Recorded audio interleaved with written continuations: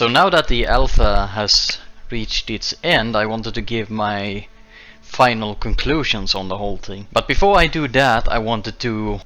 correct some assumptions that I made in the first video, some mishaps if you will. The first one is that I mentioned that once you get deaberized or else killed while down, you're fucked, you're gone. That's true in a solo game, but it's not entirely true in a team-based game, because there are these glowing points in the city that you can resurrect a teammate that has been killed in. There was no indication of this in the tutorial or otherwise on any dev screens or the like. That's something I discovered through sheer accident as I was wandering around the city trying to look for health, and I see these medical cross icons on the map, and I figured, well, there must be a pharmacy there, but instead there is glow points, and I get an option to hold down F and resurrect my teammates. That's the first one I wanted to address. It is possible to resurrect in a team-based game, but if you play solo and you get killed, that's it, you're out of the game. And the second thing I wanted to correct real quick is I mentioned that you can play whatever you want regardless of what someone else plays, and that was my mistake. You can't actually do that. What happened was, when you're in the character select where you pick the archetype before a match, during the countdown 2 or more people can select the same archetype, but once the countdown ends and it moves on to the next person picking an archetype, the first person's choice gets locked in and nobody else can pick that option. So you can't actually have 2 of the same archetype in any one team, which I'll get into a little bit more what my thoughts on that are later. The final thing I wanted to mention as an informative thing is the resonances. There are 4 of them. You can get up to 3 resonances at the start of the game, so you get 1 to 3 dots in any of the type with increasingly potent benefits. The resonances are the orange choleric resonance, which gives a boost to melee damage, the pink sanguine resonance, which gives you health regeneration, the purple melancholic resonance, which gives a reduced cooldown on your clan powers, and last but not least the blue phlegmatic resonance, which gives a cooldown to your archetype power. All of these are beneficial, obviously, but you need to pick carefully which ones you want, because there is no way to replace them once you've actually gotten them. And while you can diablerize other players to get more dots, you get 1 per diablery, allowing you to get more benefits by feeding on mortals down on the ground. In any one game you can have up to 7 resonances active at one time. So if you want the most out of, let's say, your clan power and your archetype power, then you need to pick carefully so you don't start picking up any choleric resonance or the likes, because chances are you won't be able to max out your melancholic and phlegmatic resonance if you do that. So that said, moving on to these categories that I've made for myself. One of the things that have been most advertised about Bloodhunt to make it stand out from other battle royales is the Masquerade mechanic that the game has. As I covered in the other video, it means that you gotta be careful on how you use your powers and who you, or rather where you feed. Because if you are seen by one of the mortals, they are going to be alerted and you will get a full minute's debuff where your location is going to be revealed to the other players. They'll even be able to see the outlier of you from behind buildings and the likes, which obviously is a huge detriment to you, albeit one you can use strategically in order to lure people in. Nonetheless, the Masquerade mechanic is played out pretty well. It encourages caution, so you don't just go and grab every single mortal you find, because you never know when somebody is around. And it also gives a strategic element to it, where you gotta weigh the benefits of, do you want to be up on the rooftop where there's nobody around but you'll be more easily spotted as something that moves when nothing else is?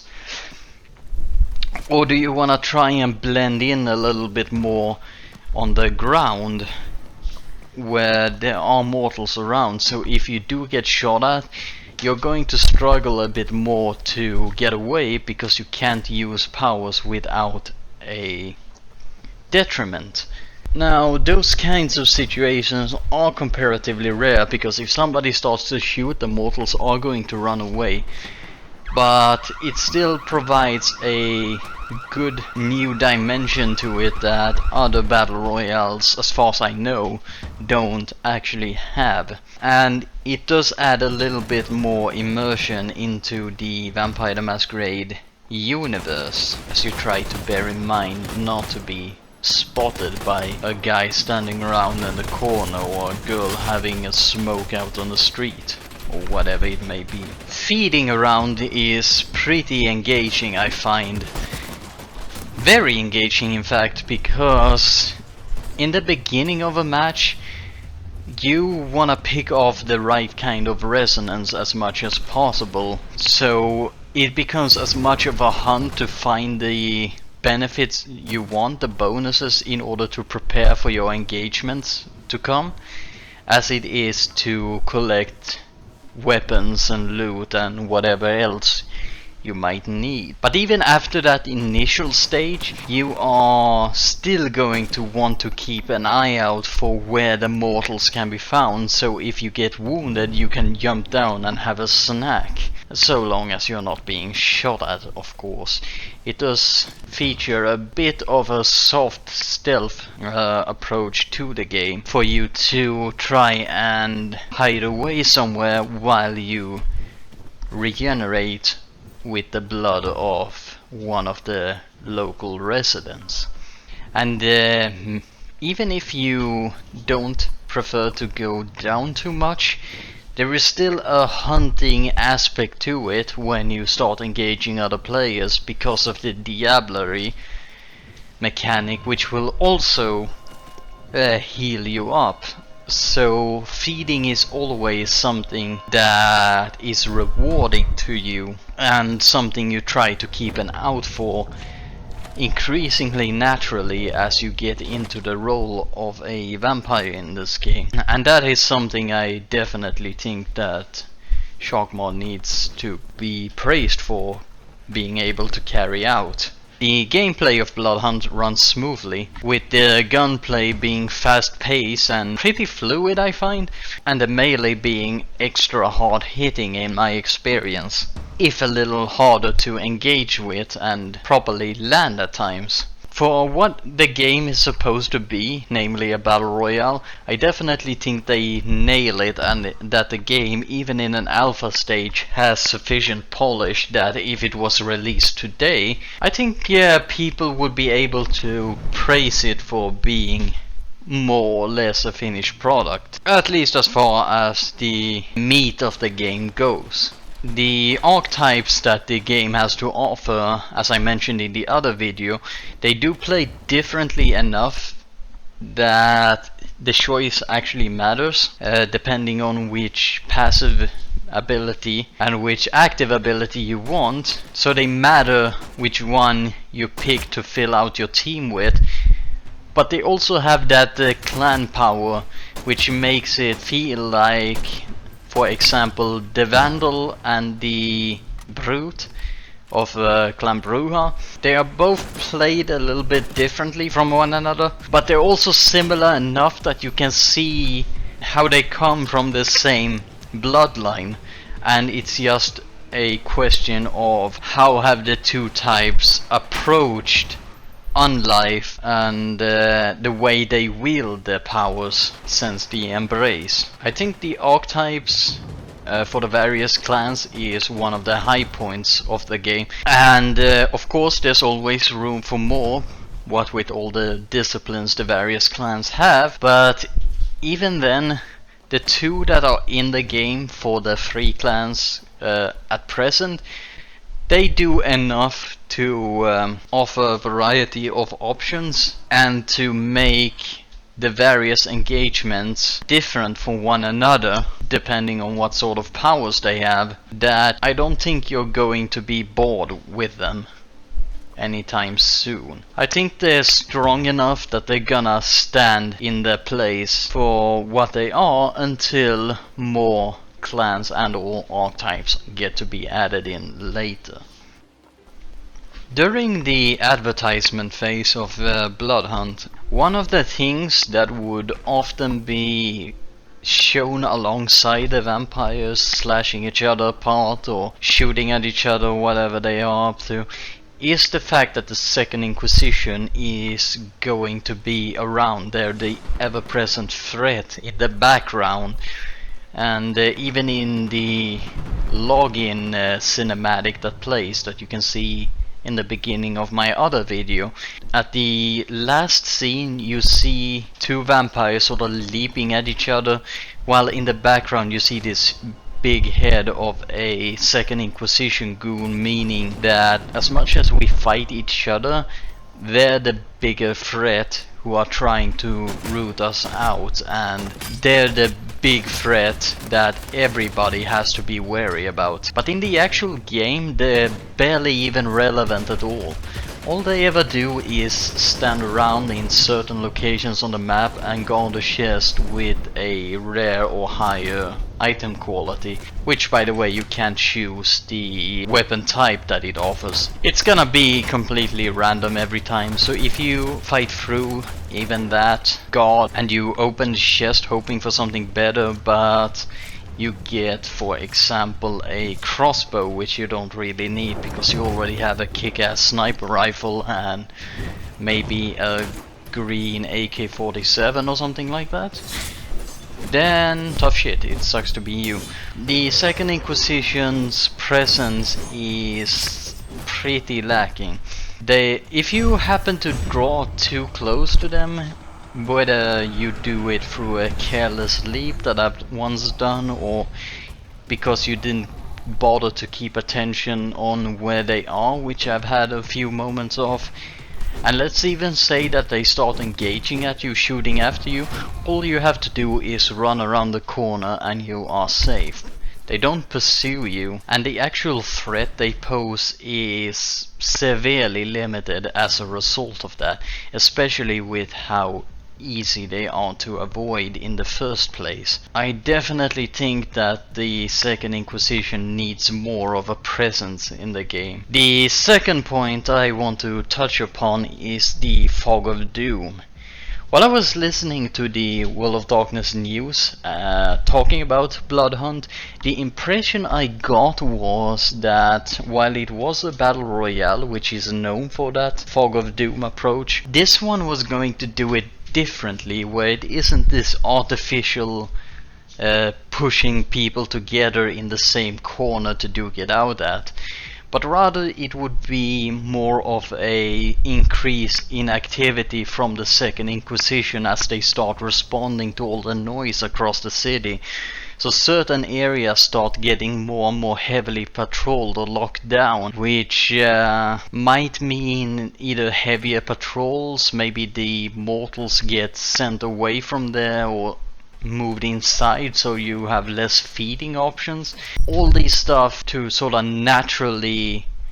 back the players into a corner, while at the same time rewarding their skill if they manage to successfully fight it off, as much of a challenge as it would be, not just to take them down, but also to avoid other players investigating the noise that no doubt is going to be heard echoing across the city. But that wasn't really what was on the agenda. Instead we got the standard Fog of Doom. And I gotta say that was the biggest disappointment I had with Blood Hunt. So that is something I would like to address. The Elysium is pretty boring, I gotta say. It is effectively an online lobby, but you can wander around in it, and that's pretty much all there is.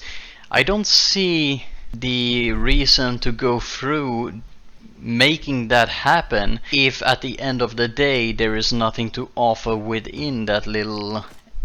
space that you can run around in. The NPCs have nothing to say. There are no clickables in there that you can't find on the main menu, and even that is pretty scarce in what they have to offer, as far as I can tell from the alpha impressions. And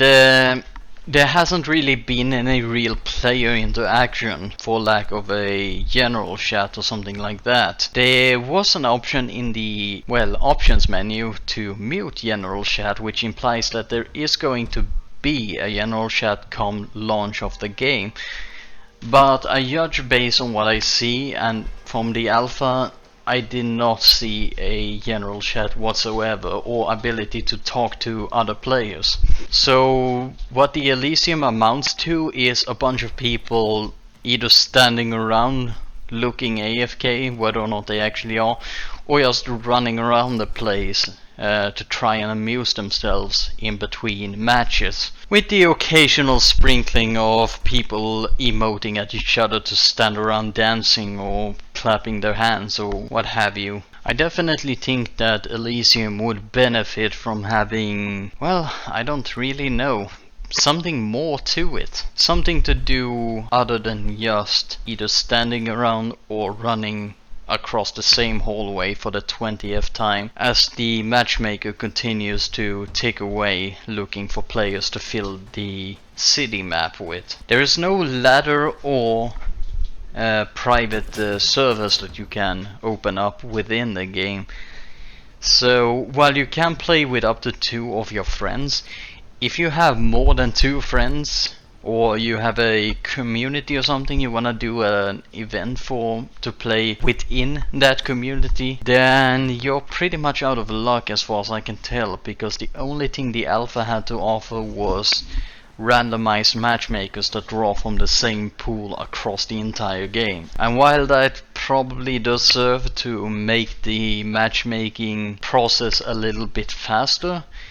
I do think it comes at an expense at the end of the day, which I'll get into more detail later. The red fog repellent item is pretty useless as it is, because it doesn't last long enough and it doesn't have any kind of visual indicator or something like that to clearly showcase that yes, this thing is now deployed, it is working. The first time I used it, I didn't even realize that it was actually working. So what happened was I tried to climb away from the fog, and as I got out of range from it, that's when I realized that it actually was working, which is how I learned that the fog repellent actually does something at all. The second time I tried to use it was towards the end phase of a game,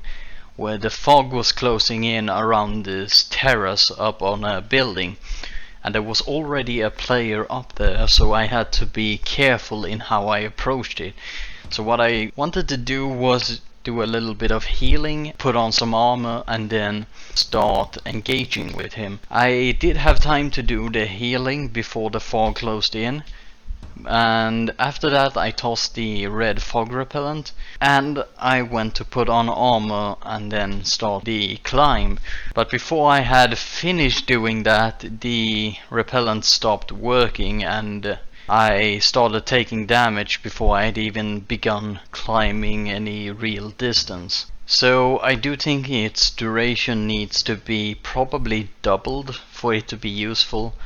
And if it isn't, then I don't really see the point of having it. The last of the bad things in this little conclusion thoughts is the fact that you can't rebind the movement keys. There is always going to be somebody out there who whether they're left-handed, whether they have a keyboard that doesn't match the Western European style or American style, or whether they're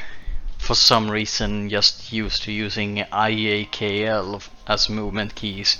Whatever the reason people have for being strange, let them be strange. You can already keybind everything else in the game. Let's go that extra mile and let people keybind movement as well, so that people who do play the game can be comfortable in doing so.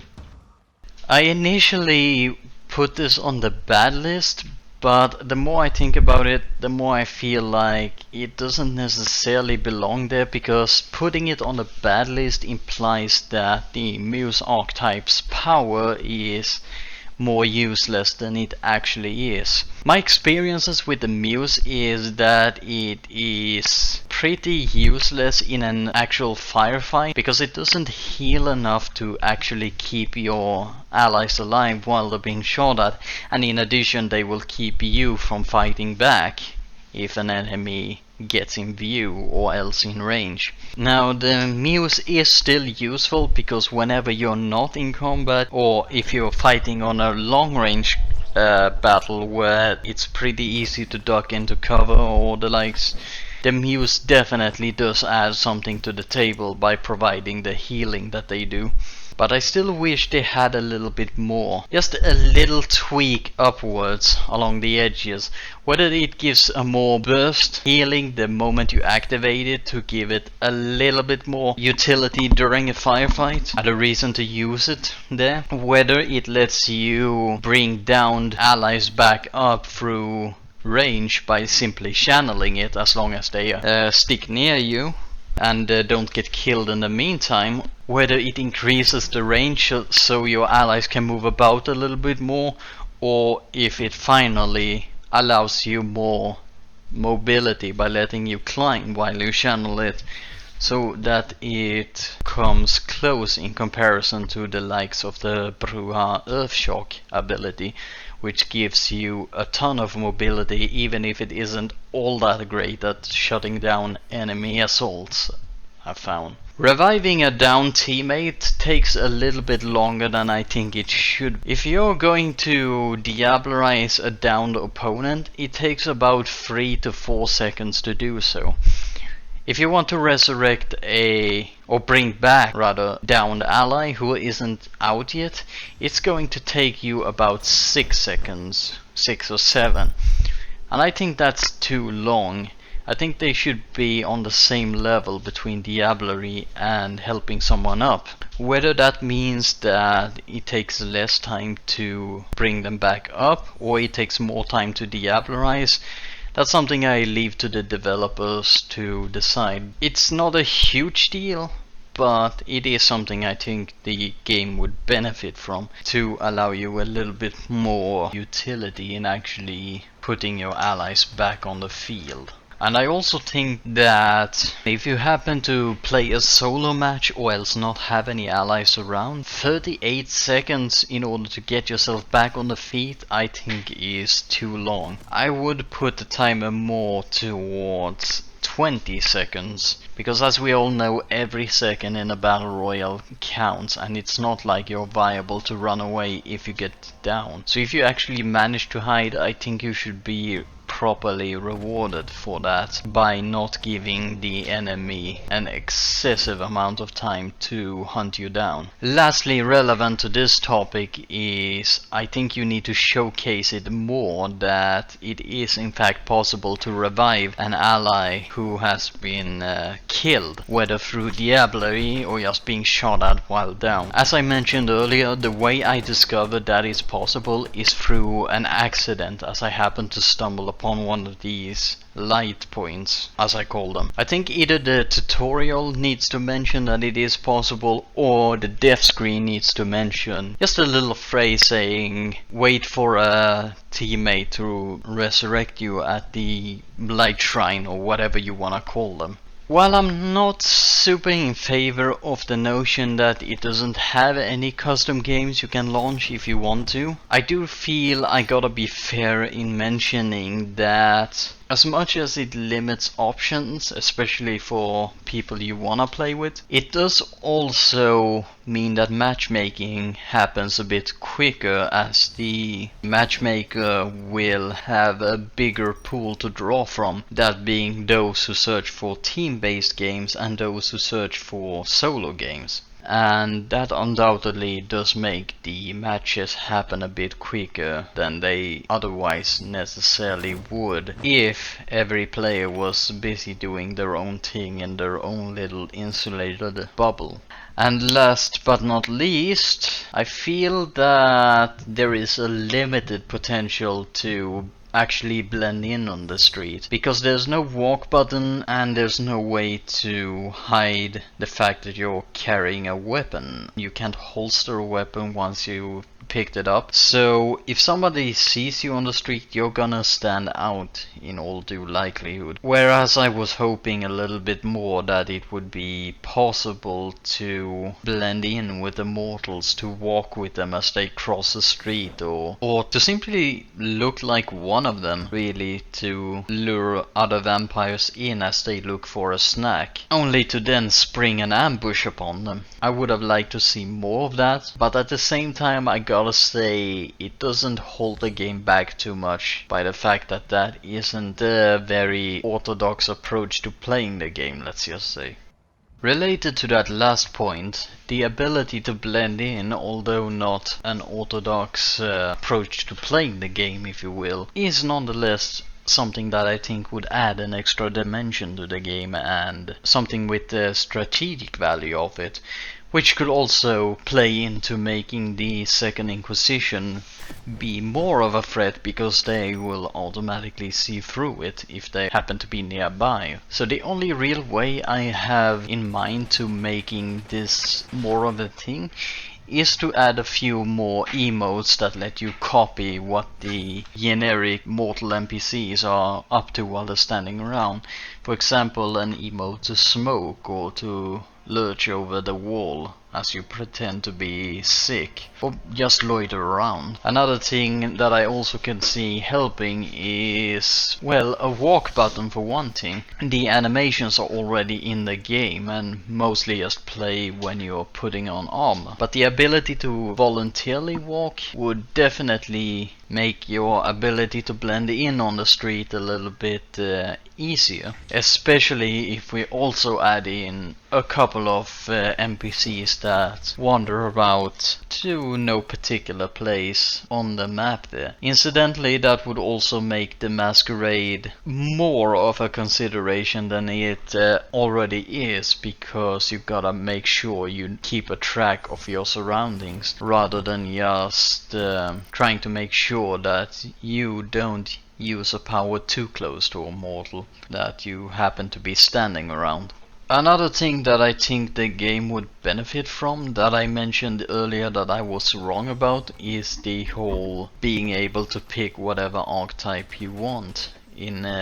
team composition. While I can grant that it's probably not always ideal to have 3 Nosferatu Prowlers in one team, for example, if people want to play that, then I think they should, and I think it would open up a bit more freedom in how to play too, when you are able to have 2 charges effectively of scouting familiars, for example. You may even be able to dodge the need to tweak the Muse's archetype power too much if they can apply 2 instances of it at once. All in all, I think it's a freedom argument, and I don't see why not go for it and just let people have fun with it. That is, after all, why we play.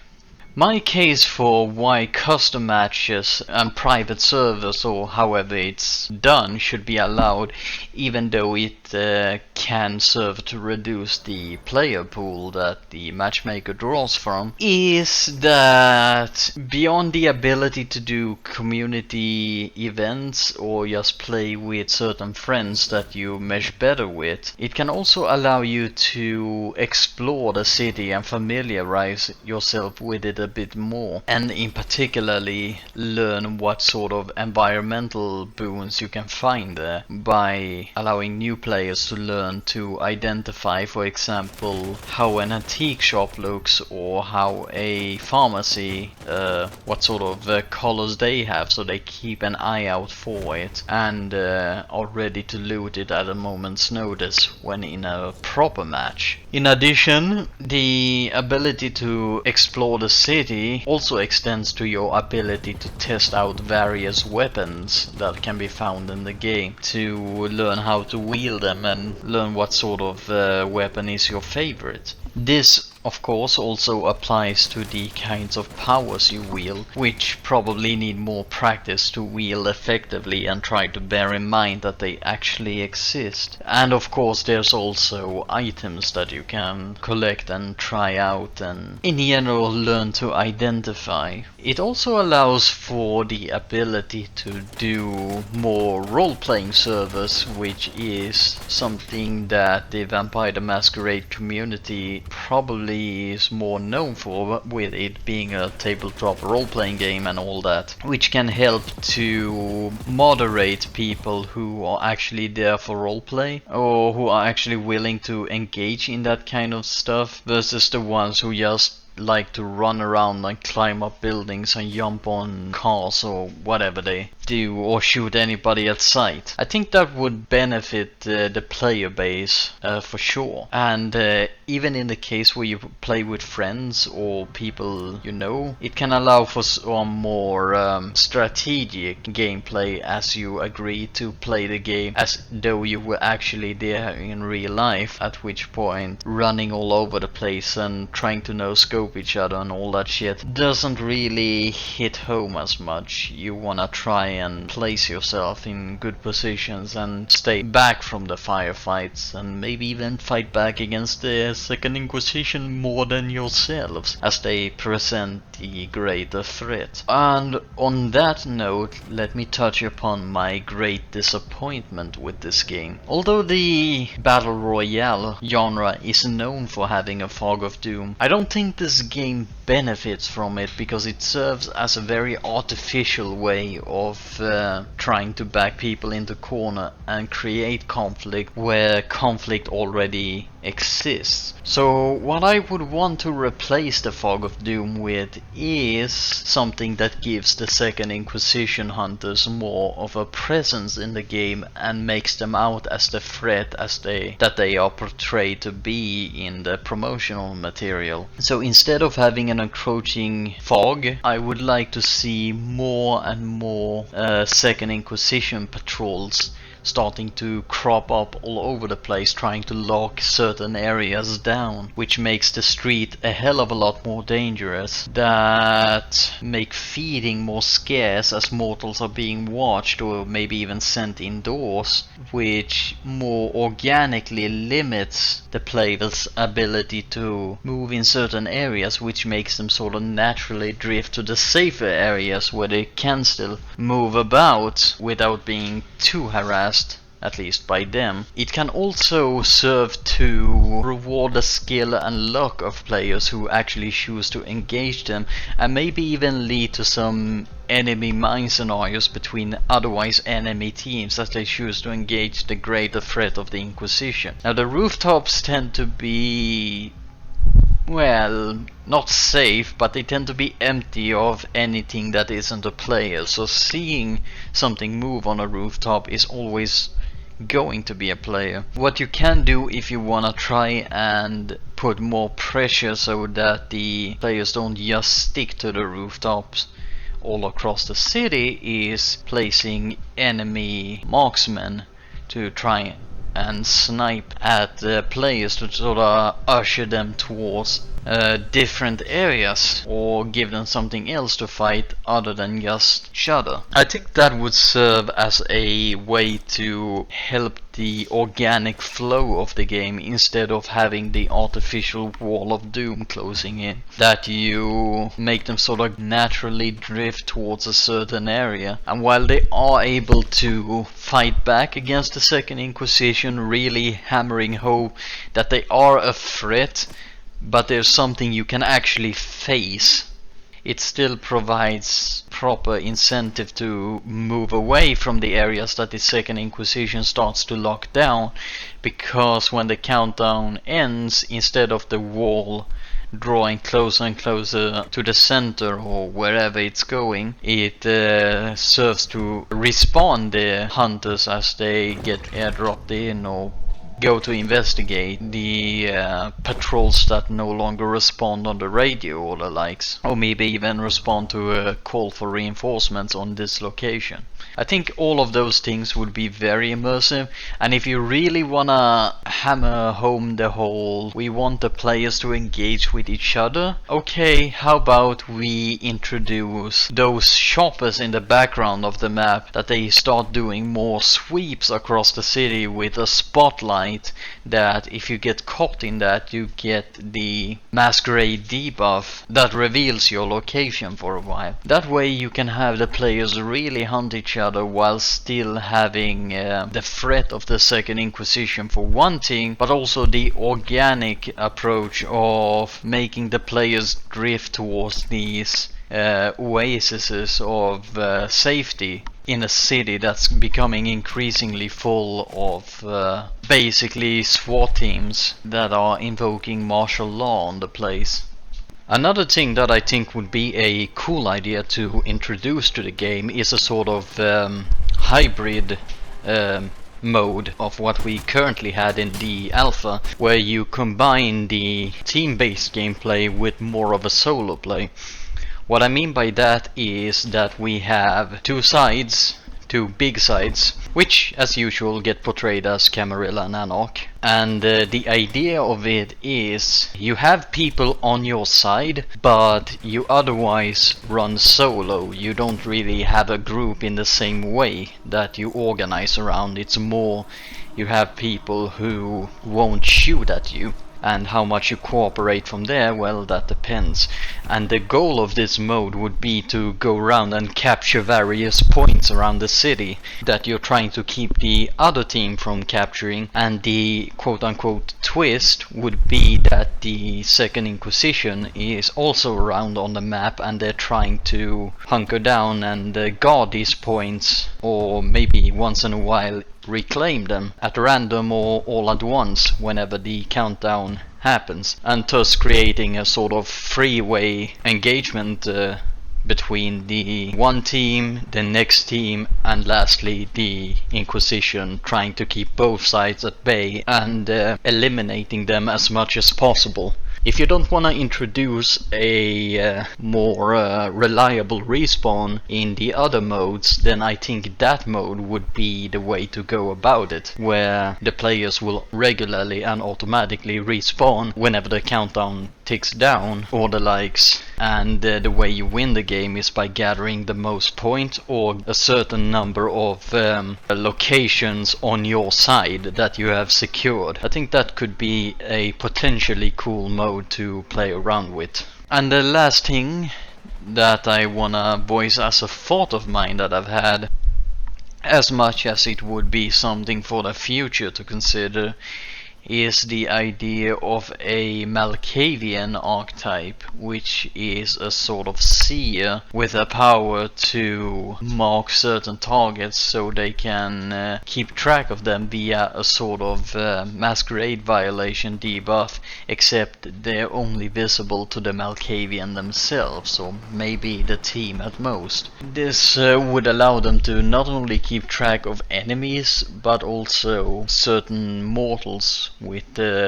specific resonances and such. Alternatively, it could give them the ability to ping any point of the map, kind of like they would be pinging the map at the start of the game where you pick your spawn location, but it would also reveal mortals with specific resonances around, so you can more effectively hunt down the kind you want. I think that would be a cool archetype to consider and brainstorm about in the future. But that is something for the future, and moreover something for Shark Mob to consider themselves. Whether they think that suggestion is a bad one, or whether they look upon this god of the tisms that I am and go, God damn it, that's brilliant, we need that in our game. It really depends on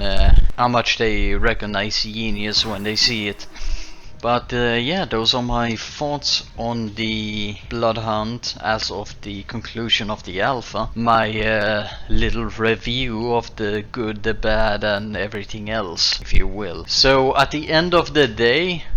I think that it does what it's supposed to be doing well. I think Blood Hunt is a fairly good game actually, and it did pleasantly surprise me when I played it that I liked it more than I thought I would, because I came in with basically zero expectations, being a very action heavy game in a setting where action is more of a spice than a main course, if you will. So all in all, the game does come recommended. It will release in the 3rd or 4th quarter of this year, so I would expect late autumn or early winter for it to be released. So as long as they can keep the game free to play and don't introduce any pay to win mechanics or the likes, I definitely think that the game is worth recommending. And personally, I'd call it a good one. Whether or not it stays that way, well, we'll have to wait and see, won't we? So in conclusion, don't fuck it up, Shark Mob. Don't fuck it up.